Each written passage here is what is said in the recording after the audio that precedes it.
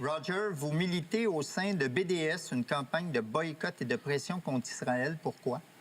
Because I've traveled extensively there since 2006 and 2007. And I've seen firsthand the predicament of the Palestinian people. And in 1947, when the State of Israel was created, it was created against a background that it was suggested by the United Nations in Resolution 191 that two states should be created. Well, they never have been. The Palestinians still don't have a state, and there have been no serious moves made to allow them to have a state. In fact, the last time that there was any movement really positively was in 2012, when their status was changed to non-member observer state from non-member observer entities. So the word state appeared in their name.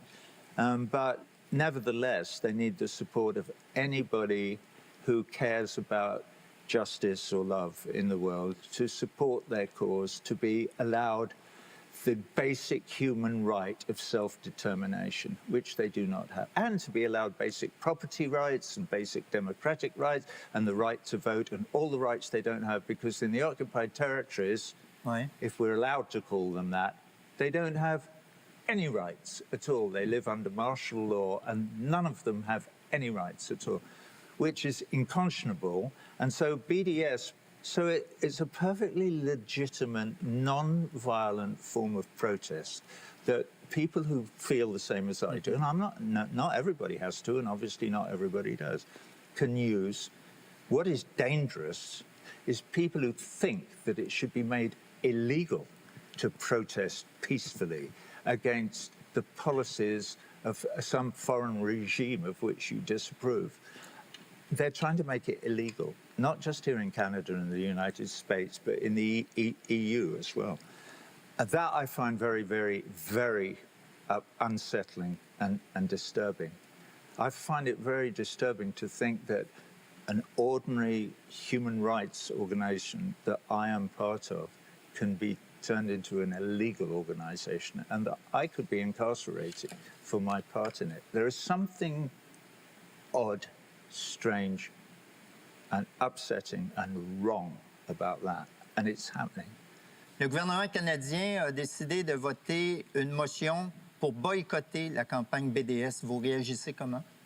I'm very happy to say that on the same day, the good students at McGill University in this great city of yours voted in almost exactly the opposite way to support BDS and to continue the movement that is going on the campuses of North America, in Canada and in the United States of America, which may be the groundswell that is needed in order to persuade people to look carefully at Israel and Palestine, and to look at the predicament of both those people, because I love them both. This is not a one-sided affair. I'm just as concerned for Israeli children as I am for Palestinian children.